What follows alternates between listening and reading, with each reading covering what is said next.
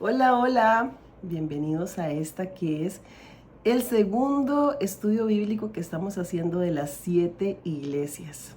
Y hoy nos corresponde estudiar la iglesia de Esmirna. Antes de empezar vamos a poner este tiempo en manos de Dios y decirle al Señor Jesús que sabemos que el libro de Apocalipsis es un libro especial porque es un libro en el que Él ha prometido que a todos aquellos que lo leen a la iglesia, a todos aquellos que lo escuchan y lo obedecen, van a ser bendecidos. Señor, ayúdanos en este estudio que estamos haciendo de capítulo 2 y 3 de Apocalipsis, Señor, y enséñanos, Señor, el mensaje que tú enviaste a estas 7 iglesias. Por el Espíritu, haznos entender qué quieras transmitir a esas 7 iglesias, Señor, y mientras los estudiamos, Señor, también danos nuestro propio mensaje, Señor, que quieras decirnos a cada uno de nosotros. En el nombre de Jesús, amén. Bueno, como saben, vamos a estudiar Iglesia de Esmirna y va a encontrarlo en Apocalipsis 2 a partir del versículo 8. Pero antes de entrar a estudiar cuál es el mensaje que Jesús envió a esta iglesia y a empezar a desmenuzar ese mensaje, ¿qué le parece si hacemos un breve recorrido por el contexto histórico, por el contexto cultural? Vamos a estudiar un poquito cómo era esa ciudad de Esmirna. Bueno, resulta que estaba ahí revisando y bueno, esa ciudad todavía existe, la ciudad de Izmir, y queda a 40 kilómetros de lo que era Éfeso. Recuerden que la vez pasada estuvimos en la iglesia de Éfeso, el mensaje de la iglesia de Éfeso, y si no lo ha visto, busque ese video. Y bueno, es bonito saber que todavía existe, que es muy desarrollada, muy hermosa, y siempre, parece ser que siempre lo había sido, Esmirna. Era tan bonita esa ciudad que le decían la corona de Asia, el adorno de Asia, la flor de Asia. Estudiando los contextos de esas iglesias veo cómo cada ciudad se esmeraba, ¿verdad?, para sobresalir, para destacar, por mantenerse hermosa. Y aunque Esmirna no era la ciudad más importante, vemos que sí tenía mucho peso, era un lugar que Roma amaba mucho porque era una ciudad que le había sido leal siempre, pero eso, bueno, lo vamos a ver más adelante. Eh, Era inevitable que Éfeso ocupara el primer lugar en las listas de las 7 iglesias, pero igualmente natural es que Esmirna, su gran rival, ocupara el segundo. Eso dice en los comentarios bíblicos de William Barclay. De todas las ciudades de Asia, como les decía, Esmirna parece ser que era la más encantadora. Le llamaban la corona de Asia, como les estaba comentando. Y bueno, parecía que tenía muchas cosas que la hacían bella y agradable, una ciudad hermosa para vivir. Había un viento del oeste, una brisa blanda que adornaba esa ciudad y parece ser que era muy bonito. Ese clima era muy hermoso y la luz y otras cosas que parece, bueno, ¿por qué un comentarista, verdad? Pero él quiere ayudarnos a ubicarnos. ¿Cómo era Esmirna? Tenía una maravillosa ubicación. Soy con un poquito de ganas de estornudar. Se encontraba al final de la carretera que cruzaba Frigia y Lidia y se dirigía al lejano oriente y controlaba el comercio del rico valle de Hermo. Recuerden que en el grupo enviamos el material de esta clase, así que lo estamos estudiando juntos. Usted puede estudiar eso con el material a mano. Entonces, esa ubicación favorecía mucho su crecimiento económico. Esta ciudad estaba leyendo, estaba investigando un poquito y fue creada de forma intencional. Se había fundado como una colonia griega en el año 1000 a.C.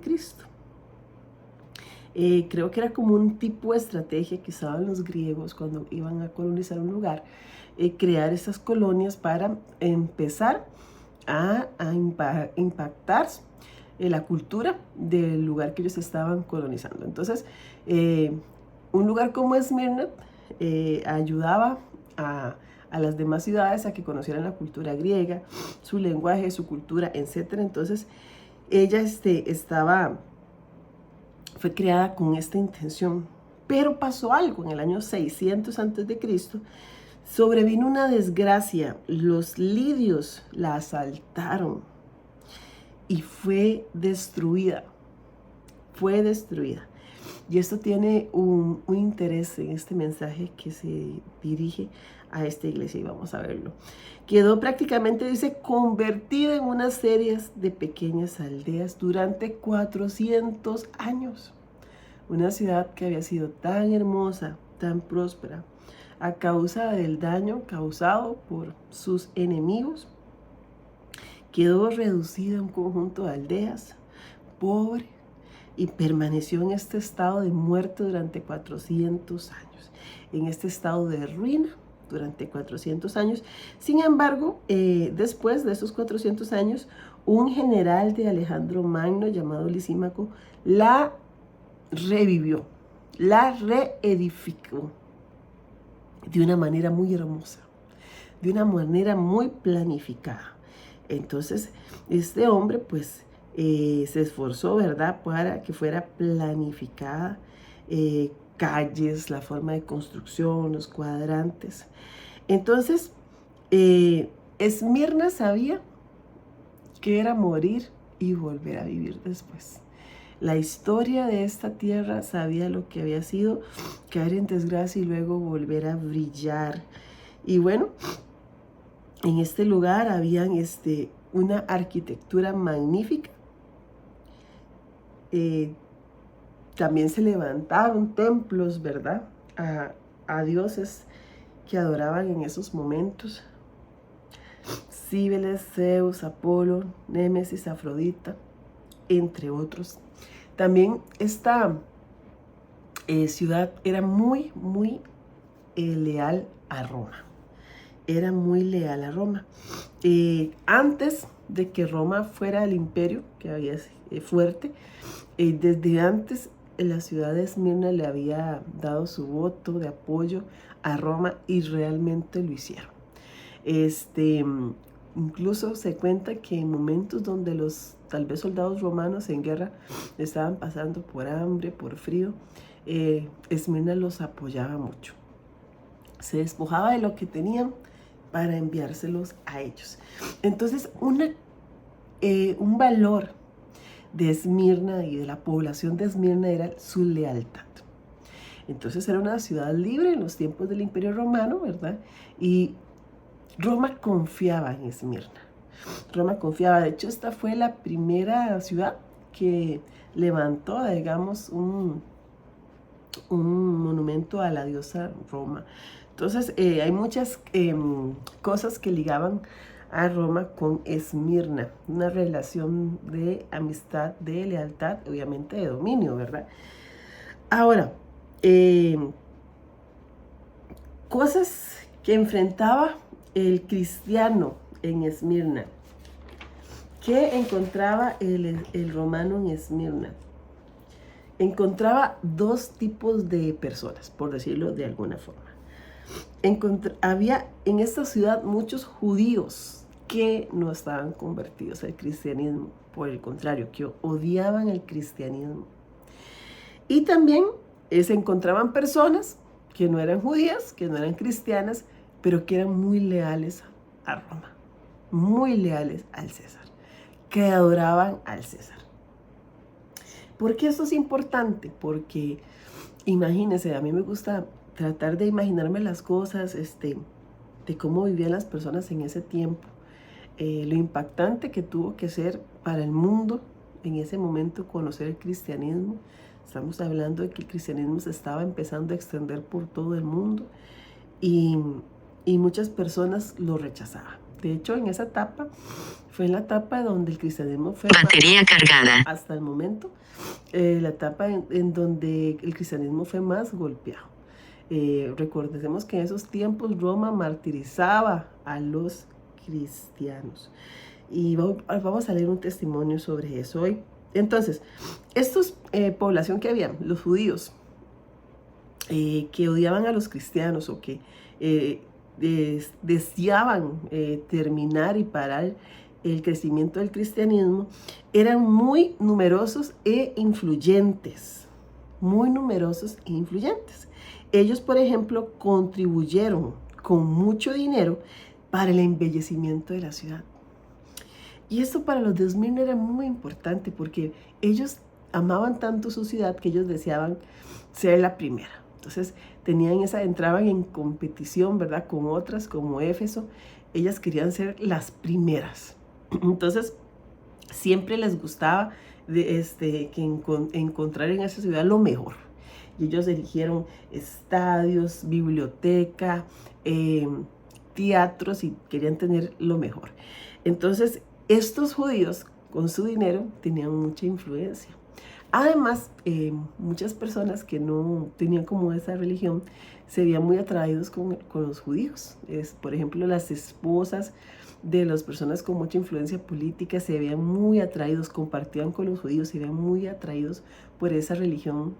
Y entonces los judíos usaban sus influencias para que se atacara a los cristianos. Por otro lado, los que no eran judíos eran muy leales a César y ellos adoraban al César. Entonces, para ellos, lo que los cristianos hacían de decir que Jesús era el Señor era una deslealtad y era un delito. Cosas que hacían los cristianos que eran perseguidas, sancionadas por Esmirna. Hay varias, les voy a leer 3. Por ejemplo, acusaciones contra los cristianos de Esmirna. Los acusaban de ateos porque ellos no entendían que los cristianos realizaron un culto sin imágenes. Y además los cristianos negaban la existencia de dioses paganos. Entonces, por ese lado, los consideraban ateos. Luego, se les acusaba de ir abiertamente contra el régimen de Roma al negarse a decir, el César es el Señor. Lo que les venía diciendo. Qué fuerte en una ciudad tan leal a Roma, que un grupo de personas dijeran, no, César no es el Señor, es Jesucristo, ¿verdad? Y además se le acusaba de incendiarios, porque anunciaban que el mundo ardería en llamas. Desde el completo desconocimiento se sentenciaba a los creyentes de Esmirna. Eran tan perseguidos que los de Esmirna podían pasar por episodios así, que estuvieran tranquilos y que de un pronto a otro llegaran y le destruyeran sus casas. ¿Por qué? Porque lo que ellos estaban haciendo de creer en Jesús, su fe era contrario al régimen de ese momento. Entonces siempre existía la posibilidad de que los atacaran, de que les destruyeran sus posesiones, que los metieran a la cárcel y los mataran. Entonces ellos vivían como con esa zozobra, que en cualquier momento. Y podemos concluir de lo que acabamos de estudiar, que ser en Esmirna era complicado. El creyente de Esmirna vivía bajo mucha opresión, en constante peligro, en ruina económica por su rechazo, por el rechazo del resto de la población, por los daños que les hacían a sus bienes.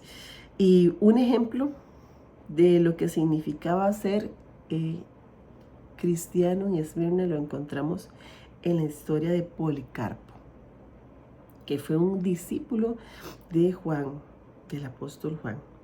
Me voy a permitir leérselos, ¿está bien? Escuchen, valoren este relato que gracias a los registros históricos hoy nosotros podemos leer. Dice así: Policarpo, obispo de Esmirna, fue martirizado el sábado 23 de febrero del año 155 después de Cristo. Fue en el tiempo de los Juegos Atléticos. La ciudad estaba abarrotada y toda la gente estaba excitada. De pronto surgió el grito: ¡mueran los ateos! Busquemos a Policarpo. Seguramente Policarpo habría podido huir, pero ya había tenido una visión en sueños en que vio que la almohada bajo su cabeza estaba ardiendo. y se despertó para decirle a sus discípulos: es necesario que me quemen vivo. Un esclavo declaró bajo tortura dónde se encontraba Policarpo. Fueron a arrestarle. Él ordenó, Policarpo, que les dieran una comida y puso a su disposición todo lo que quisieran tomar, pidiéndoles a cambio que le concedieran el privilegio de pasar una hora en oración. Ni siquiera el capitán de la policía quería ver morir a Policarpo. En el breve viaje a la ciudad trató de persuadir al anciano. ¿Qué tiene de mal el decir César es Señor y ofrecer sacrificio y salvar la vida? Pero Policarpo era inamovible en su convicción de que para él el único Señor era Jesucristo. Cuando entró en la arena del circo vino una voz del cielo que decía: sé fuerte, Policarpo, y pórtate como un hombre. El procónsul le dio a escoger entre maldecir el nombre de Cristo y ofrecer sacrificio al César, o morir. Y esto fue lo que dijo Policarpo. 86 años le he servido, le contestó Policarpo, y él no me ha hecho nunca ningún mal. ¿Cómo voy a blasfemar de mi rey que me salvó? El procónsul lo amenazó con la hoguera y Policarpo replicó: tú me amenazas con un fuego que arde solo un momento y se sofoca enseguida. Porque no conoces el fuego que les espera a los malvados en el juicio por venir y en el castigo eterno. ¿Qué esperas? Haz lo que quieras conmigo. El gentío llegó a las tiendas y de los baños con teas, y los judíos, aun quebrantando el descanso sabático al llevar tales cargas, fueron los primeros en allegar la leña. Iban a atarle al poste del patíbulo, pero él dijo: dejadme como estoy, porque el que me da poder para soportar el fuego me concederá permanecer inmóvil en medio de las llamas, sin la seguridad de vuestros clavos. Así que lo dejaron atado, pero sin apretarle en las llamas, y Policarpo hizo su gran oración: Señor Dios Todopoderoso, Padre de tu amado y bendito Hijo Jesucristo, por medio de quien hemos recibido pleno conocimiento de ti, Dios de los ángeles y poderes, y de toda la creación, y de toda la familia de los rectos que viven ante ti. Yo te bendigo por concederme este día y hora el poder participar entre el número de los mártires. Eso era ser un creyente en Esmirna. A continuación se nos dice que las llamas hicieron una especie de tienda alrededor de Policarpo, sin llegar a tocarle. Por último, el verdugo la atravesó para ejecutar lo que las llamas no pudieron hacer. Y cuando hizo esto, salió una paloma y mucha sangre, hasta tal punto que apagó el fuego. Y toda la multitud se maravilló de la diferencia que hay entre los incrédulos y los elegidos. De lo que no cabe duda es que Policarpo murió como un mártir, testigo de la fe. No podía ser un fácil compromiso ser cristiano en Esmirna, y sin embargo la carta a Esmirna es una de las dos en las que Cristo resucitado alaba a la iglesia sin reservas. Ok, yo creo que ya este testimonio de Policarpo nos ubica muy bien el precio de ser creyente en Esmirna. Y nos habla algo muy bonito, lo que les acabo de decir, que de todas las 7 cartas solo hay 2 donde Jesús no hace una reprensión a la iglesia. No hace una reprensión. Entonces, ¿qué le dijo Jesús a esta iglesia? Vamos a leer Apocalipsis 2, del 8 al 11. Dice así: escribe esta carta al ángel de la iglesia de Esmirna. Este es el mensaje de aquel que es el primero y el último, que estuvo muerto, pero ahora vive. Yo sé de tu sufrimiento y tu pobreza, pero tú eres rico. Conozco la blasfemia de los que se te oponen. Dicen ser judíos, pero no lo son, porque su sinagoga le pertenece a Satanás. No tengas miedo de lo que estás a punto de sufrir. El diablo meterá a alguno de ustedes en la cárcel para ponerlos a prueba y sufrirán por 10 días. Pero si permaneces fiel, incluso cuando te enfrentes a la muerte, yo te daré la corona de vida. Todo el que tenga oídos para oír debe escuchar al Espíritu y entender lo que Él dice a las iglesias. Los que salgan vencedores no sufrirán daño en la segunda muerte.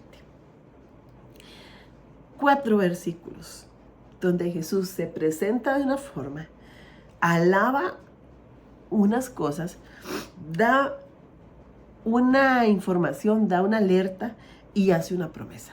Esas son las 4 cosas que vamos a ver. Quiero hacer una aclaración. Cuando en el versículo 9 dicen ser judíos, pero no lo son porque su sinagoga le pertenece a Satanás, se está refiriendo a este grupo de judíos que le comenté antes, que vivían en Esmirna, que usaban sus influencias para que se martirizaran a los cristianos. Entonces, por eso les llama sinagoga de Satanás, porque en lugar de reunirse para cosas buenas, ideaban maldades para los cristianos. Pero vamos por partes, ¿verdad? Y lo más importante de estas cartas, estos inicios, es ver cómo Jesús se presenta a la iglesia. Pensará usted, hermano, que Jesús al azar, ¿verdad? Iba a decir, uy, voy a decirle a esta iglesia. No, Él se presentaba a cada iglesia de una forma que lo comprendiera y que transmitiera un mensaje a esa iglesia. Y Jesús se presenta a esta iglesia como el primero y el último, que estuvo muerto pero ahora vive. ¿Y qué representa esto para la iglesia? Esmirna entiende muy bien qué significa ser primero, porque como les comentaba antes, ellos se esforzaban en exaltar su ciudad sobre otras. Pero Jesús les hace saber, yo soy el primero, su gloria no tiene comparación. Entonces, el creyente de Esmirna tenía que entender que más allá de su ciudad, más allá de la fama de su ciudad, más allá de esforzarse, Él era el primero sobre ellos. La gloria de Jesús no se compara con nada de esta tierra. Y también dice que Él es el último. Y cuando nosotros escuchamos esto, nos remite a los últimos tiempos donde sabemos que Jesús va a juzgar. Él es el que tiene la última palabra. Él es el último. Y Jesús dice, yo estuve muerto, pero ahora vivo. También es un lenguaje que entiende la iglesia de Esmirna. ¿Por qué? Me ha dado todo con esta tos, moquitos, gripe, pero bueno, ahí ustedes me perdonan. Esta ciudad sabía lo que era morir y volver a vivir. Y Jesús nos recuerda, yo pasé por eso. Y lo que yo pasé no se compara con nada. Él murió, pero triunfó sobre el dolor y la muerte cuando resucitó. Y de esta forma nos alienta, no tengan miedo. No tengan miedo, porque era muy fácil sentir miedo en Esmirna. Es que, digamos, a veces nosotros leemos y decimos, pero no nos sentamos a pensar. Y hay que humanizar un poquito esos textos. Piénsese usted como un cristiano en Esmirna. Piense usted ser rechazado por la mayoría de las personas, estar en peligro constante, que su vida está en peligro, pasando situaciones difíciles. No es fácil, pero Dios les dice, yo morí, pero estoy vivo. Tengan seguridad en mí, no tengan miedo. ¿Qué le reconoce Dios a esta iglesia? ¿Qué ve Dios en esta iglesia? ¿Qué dice? Tocan mi corazón, me agrada lo que hacen. Los estoy viendo y me agrada lo que veo. Son cosas que en este mundo humano no se valoran de esa manera. Ahorita tal vez la mayoría de las personas dicen así, yo lo felicito porque usted logró esto, porque usted obtuvo este grado académico, porque estás ganando un salario de tanto, porque estás triunfando en este mundo, porque eres el gerente de este lugar, porque, ¿verdad? Eso es lo que los seres humanos reconocemos, el triunfo, el crecimiento, la provisión. Pero cuando nosotros vamos a la Biblia nos damos cuenta que lo que Dios valora es tan diferente a lo que valoramos los seres humanos. La mente de Dios es tan diferente. Y lo que Dios valora en esta iglesia son dos cosas. Una, su sufrimiento a causa de Él. El sufrimiento y las aflicciones que los de Esmirna pasaban a causa de Cristo. Y esta palabra utilizada para expresar este sufrimiento, la palabra tilsis, que es la que se usó en el original, significa oprimido bajo un peso. Oprimido bajo un peso. Y imagínese usted vivir su vida siempre bajo un gran peso. Eso significa cansancio, significa que tus fuerzas es quitada por ese peso que llevas, tu energía. Así vivían los de Esmirna, sufriendo a causa de Cristo. Y también el Señor reconoció su pobreza. ¿Quién valora la pobreza? ¿Quién valora en este mundo la pobreza? Pero Dios sabía que los de Esmirna lo amaban tanto que estaban dispuestos a vivir en pobreza. Y leía mientras estudiaba esto que en la Biblia se usan dos palabras nada más cuando se habla de pobreza, en toda la Biblia. Una de esas palabras se refiere a la, digamos, nosotros la leemos traducida pobreza, pero si uno lo leyera en su original se va a dar cuenta que hay dos palabras para describir la pobreza. Y una de esas, por ejemplo, es la pobreza, que usted es una persona que tiene las cosas que necesita básicas y ya se acabó. No le sobra nada, subsiste, ¿verdad? Pero existe otro tipo de pobreza que es la palabra que usa el mensaje de Esmirna, que es la palabra tojeia. No sé pronunciarla, se escribe P-T-O-J-E-I-A. Y significa destitución total de todo. Muchos cristianos pertenecían a la clase más baja de la sociedad. Además, se les despojaba de todos sus bienes por los ataques que recibían a causa de su fe. Dos cosas quiero hablar aquí de la pobreza. Bueno, tres. Número uno, Dios les dice esto, Jesús les dice eso, que son pobres pero son ricos.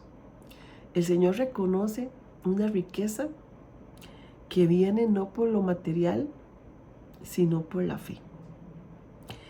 Y es una riqueza que nosotros tenemos que empezar a vernos con esos ojos. ¿Por qué los cristianos de Esmirna eran pobres? Bueno, mucho es porque los que recibieron el mensaje de Cristo ya pertenecían a la clase más baja de la sociedad. Y a mí me gusta ver esto. No sé cómo usted llegó al Señor. Yo conozco muy poquita gente que nació en la iglesia y de que nació se convirtió y siempre ha sido fiel a Dios. Sí los hay, pero es más difícil. Yo, por ejemplo, yo conocí al Señor a mis 32 años y yo venía derrotada, destruida. Entonces, yo estaba tan mal, yo siempre había vivido mal, pero estaba tan mal que yo necesité a Dios. Fue la primera vez que yo dije, Señor, si usted existe, haga algo por mí. ¿Qué quiero decir con esto? Que usualmente nosotros conocemos a Dios en medio del quebranto. Pero cuando lo tenemos todo y nos va muy bien en todo, creemos que no ocupamos y necesitamos a Dios.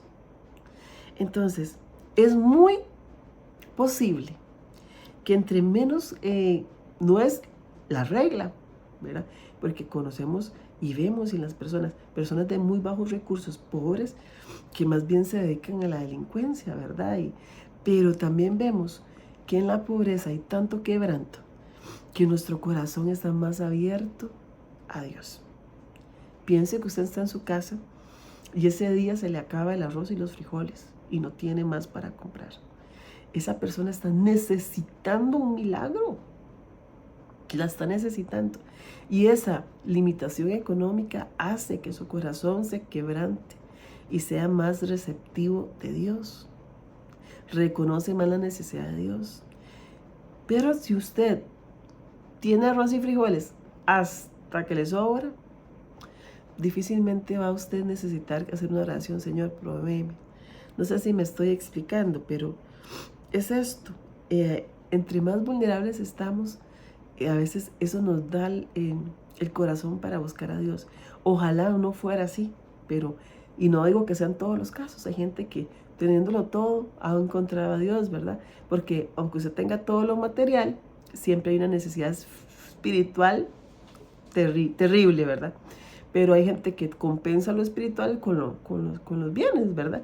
Pero podemos nosotros decir que las limitaciones, las necesidades nos hacen poner nuestra mirada en Dios. Entonces, qué dicha por esas necesidades, esas limitaciones y esos problemas que nos han hecho poner la mirada en Dios. Pero además de eso eran pobres porque ellos tenían ataques donde les despojaban de sus bienes. Entonces, esto es lo que le reconoce Jesús a esta iglesia. Usted ha sufrido por mi nombre y se ha mantenido leal. Usted ha pasado escasez y pobreza y ha sido leal conmigo. ¿Cómo Dios no va a ver esto? ¿Qué valora Dios entonces?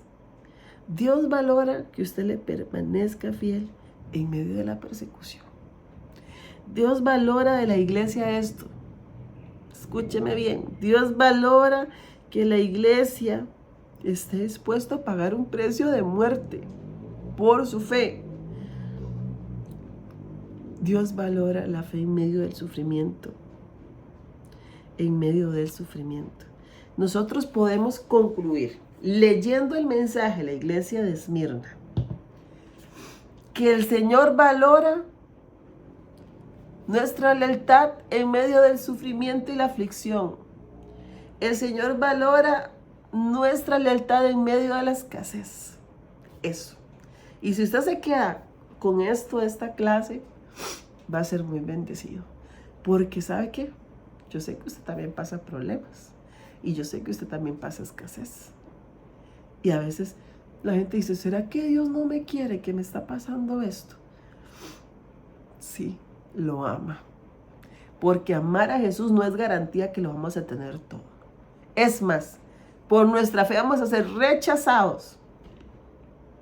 Vamos a ser criticados, se van a burlar de nosotros. Y en otras latitudes hasta podemos morir. Entonces tenemos que entender eso. Dios no nos ha dejado de amar si estamos pasando. Más bien nos ama. Tiene el detalle de decirle a los de Esmirna, yo estoy viendo todo lo que ustedes están haciendo. Y no reprocharles nada. Yo pienso esto. Entre más difícil sea tener nuestra fe, entre más opresión del mundo haya por ser cristianos, más somos celosos de nuestra fe. Pero entre menos nos pongan atención o menos persecución, más bien nos damos más libertades. Reprensión del Señor. No hay reprensión, como les dije antes. No es que Dios les dice como a Éfeso, tengo contra ti. Dios le dijo a los de Éfeso, ¿se acuerdan? Tengo contra ti. Arrepiéntete, haz esto. Con los de Esmirna no. Pero sí les hace una advertencia. Les dice esto. El diablo metería a algunos de ellos en la cárcel por 10 días. Incluso algunos morirían. Y les dice, no tengan miedo. Yo me imagino, es que, ¿cómo sería que estos mensajes llegaron a la iglesia? Juan escribió la carta de Apocalipsis y me imagino que empezó a enviar, ¿verdad?, a las iglesias. Y todos recibieron un mensaje y Esmirna dice, a nosotros el Señor no nos está reprochando nada, pero nos está diciendo, no tengan miedo porque viene una prueba y van a estar en la cárcel y van a morir algunos. Y es bueno contextualizar esto, porque tal vez usted en este tiempo le dice que usted va para la cárcel a causa de Cristo y no es bonito, es horrible, pero usted sabe que usted va a una cárcel y usted va a tener sus comidas, va a tener atención médica. En esos tiempos, no. Ir a la cárcel era casi ir a decir, lo van a matar. Entonces, el Señor les dice que esto va a pasar, pero que no tengan miedo. Leyendo los comentarios dicen que estos 10 días no eran literales, sino que era la forma de decirle Dios a ellos de que iba a venir una prueba muy aguda, pero corta, ¿verdad? Como va a venir esto, va a ser muy fuerte, van a sufrir, pero no va a extenderse por mucho tiempo. Entonces, esa fue lo que el Señor les dijo, algo muy particular para los de Esmirna, es esta situación que ellos iban a tener que soportar. Y a veces nosotros decimos, Señor, ¿verdad? No permitas que nos pase esto, no permitas que pasamos una prueba, pero sabemos que Dios no es así. Dios va a permitir que nosotros pasemos por situaciones de prueba. Entonces, estamos conociendo mucho a Jesús a través de este mensaje. Cosas que le desagradan al Señor, que podamos ver en este pasaje, pues como no señaló nada específico contra Esmirna.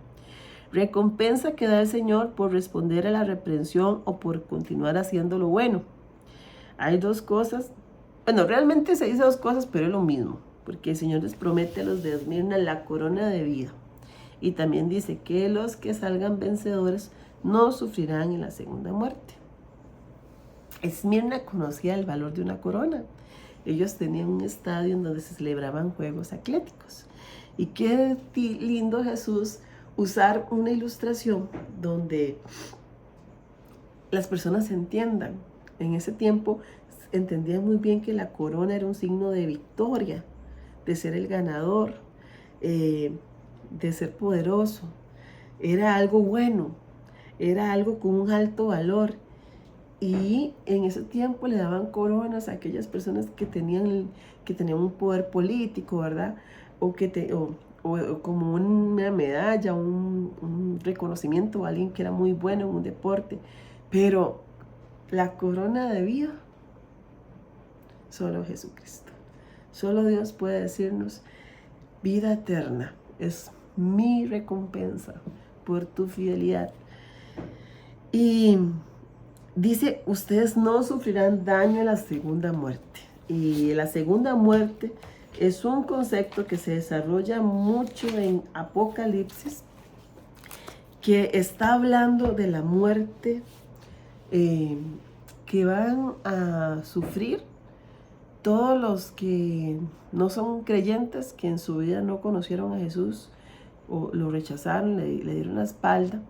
Estas personas un día van a comparecer delante de Dios para condenación. Van a tener su cuerpo, ¿verdad?, en destrucción, en desgracia, pero van a tener ese cuerpo y ellos van a ser condenados, van a estar delante de Dios, van a ser juzgados, van a ser condenados y van a ser enviados a este lago de fuego, el lago de fuego y azufre, que es básicamente el infierno. Y segunda muerte. Es muy importante aclarar esto, porque la Biblia nos dice que el hombre solo tiene que morir una vez, ¿verdad? Y luego el juicio. Y claramente la Biblia nos enseña que nosotros en este cuerpo solo vamos a morir una vez, en este cuerpo físico. La única excepción, las personas que van a ser arrebatadas en los tiempos finales, pero vamos a morir solo una vez. No es como que yo me muera y mi alma viene y se reencarna en otro cuerpo y vuelva a morir. Eso no es cierto, eso no es de Dios. Eso es una creencia demoníaca. ¿Por qué Dios habla de una segunda muerte? Porque es una muerte espiritual. Una muerte espiritual. Y ahí estarán las personas totalmente separadas de Dios. Me gusta mucho hacer memoria de una ilustración o una explicación que recibí de un profesor hace unos meses, que nos explicaba un poco por qué el lago de fuego y azufre. Ese es el infierno, un lago de fuego y azufre. Yo sé que mucha gente ha tenido visiones del infierno, pero en la Biblia nos lo describe así, como un lago de fuego y azufre. Algunos pasajes bíblicos en el Nuevo Testamento, en los Evangelios, donde Jesús usa la palabra infierno. La palabra infierno es una traducción, pero en el original la palabra que se usaba era una palabra que hacía alusión a un lugar. Uh-huh. No se los voy a pronunciar porque mi pronunciación en griego, ¿verdad? Pero finalmente, digamos, la palabra que Dios usó para referirse a infierno era una referencia a un lugar que se llamaba el Valle de Hinnom, que era un lugar que estaba a las afueras de Jerusalén, donde era un basurero, pero era algo más fuerte que un basurero. Por ejemplo, en los tiempos en donde los judíos adoraban a Moloch y ofrecían sacrificios de niños, ahí en ese valle iban a depositar los cuerpos. Las personas que morían las echaban ahí, los animales los echaban ahí, la basura los echaban ahí. Y eso se volvió el basurero. Y como les digo, se depositaba todas estas cosas y empezaba aquello a generar, ¿verdad? Combustión por todo lo que se estaba ahí revolviendo. Y empezaba aquello a echar humo y a soltarse un olor, dicen, como azufre. Que todas estas cosas descompuestas huelen como azufre. Entonces aquel Valle de Hinnom se llenó de estos desechos que generaban esas reacciones. Salía como ese humo y aquel olor. Un lago de fuego y azufre. Y esta es la ilustración que Dios usaba, este basurero, para decir, las personas serán lanzadas ahí. Eso es lo que te sabemos del infierno, ¿verdad? El crujir de dientes. Entonces, ¿por qué el Señor les dice esto? Porque estas personas estaban arriesgando sus vidas. Había gente con poder político que podía decir, su sentencia es muerte, vamos a matarlo mañana, vamos a quemarlo vivo, como a Policarpo. Pero el Señor le decía, yo soy el último. Sí, lo pueden matar, pero la muerte eterna, la condena eterna, yo soy el que digo. Y ustedes no tendrán lugar con esa segunda muerte. Esa es la promesa de Dios. Esa es la promesa de Dios que tenía que fortalecer a la iglesia de Esmirna en medio de todo.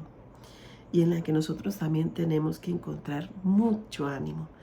Porque sigamos haciendo lo que estamos haciendo para Dios.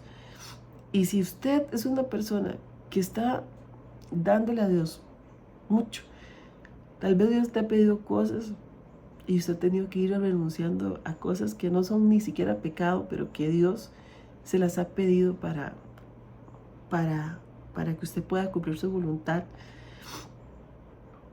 Hágalo. No lo sopese, no lo mida, porque lo que Dios le está ofreciendo es más grande que cualquier cosa. No tener lugar en esa segunda muerte, tener una corona de vida eterna, estar con el Señor. Ahora, viendo todo esto, vamos a comentar algunas cosas, ¿está bien? Ya como trayéndolo más a nosotros. ¿Cómo desea Jesús que lo veamos hoy? De lo que usted acaba de leer, ¿qué cree? ¿Qué le está diciendo Jesús? ¿Cómo cree Jesús que quiere que usted lo vea hoy? Bueno, como el primero, como el más importante de todos y también como el que tiene el poder de juzgarnos. Quiere que entendamos que aún en medio de nuestra aflicción o del peligro al que podamos estar expuestos, Él está con nosotros.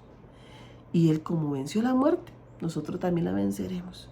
Por tanto, nada de lo que pasemos en este mundo podrá dañarnos realmente. Jesús es nuestra victoria segura. ¿Estoy haciendo alguna de las buenas obras que hizo la iglesia de Esmirna? Bueno, yo creo que nosotros no estamos ni cerca de estar viviendo lo que estuvo viviendo estas personas.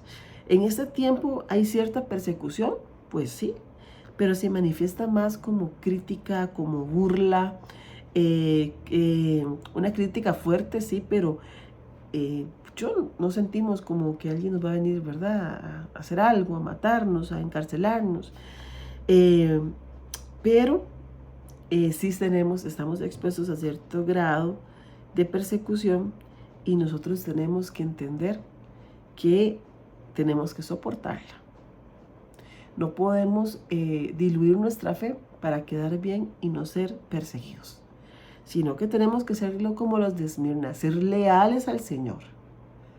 Y que el día, ¿verdad? Tal vez esté en esta época nadie le va a venir a decir a usted, diga que César es el Señor. Pero en el momento en que usted está apoyando, abrazando cosas de este mundo que desagradan a Dios, usted está diciendo César es el Señor. Y el Señor quiere que nos mantengamos leales.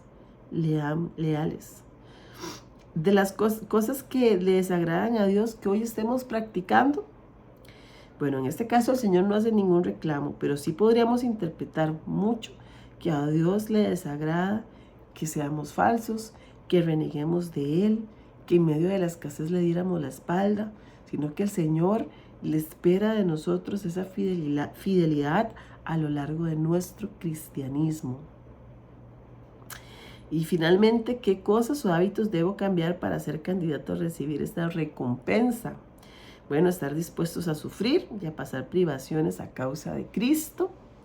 Debo estar dispuesta a ir a la cárcel por mis convicciones, incluso morir por ellas. Esto es lo que la palabra está enseñando, ¿verdad? En este tiempo a veces nos deseamos vivir más en prosperidad, incluso muchas personas hablan de la fe como si fuera el medio para que a usted no le falte nada y sea prosperado. Pero esto no es cierto. Esto no es cierto. El propósito de Dios va más allá de que nosotros seamos millonarios. Créanme que sí. Así que esto fue el mensaje de la iglesia de Esmirna. Les cuento que la clase como tal tuve un problema de grabación, entonces estoy haciendo este video. Pero sí los animo mucho a que se conecten a la clase, los que están viendo el video porque no pudieron conectarse, porque al estar ahí, ¿verdad? Es más rico todo lo que estamos hablando y escuchando y compartiendo unos a otros. Así que los espero, ¿verdad?, en la próxima clase. Y esto sería la iglesia de Esmirna. Déjenme en sus comentarios qué le habló el Señor, algo que quiera compartir. Bendiciones.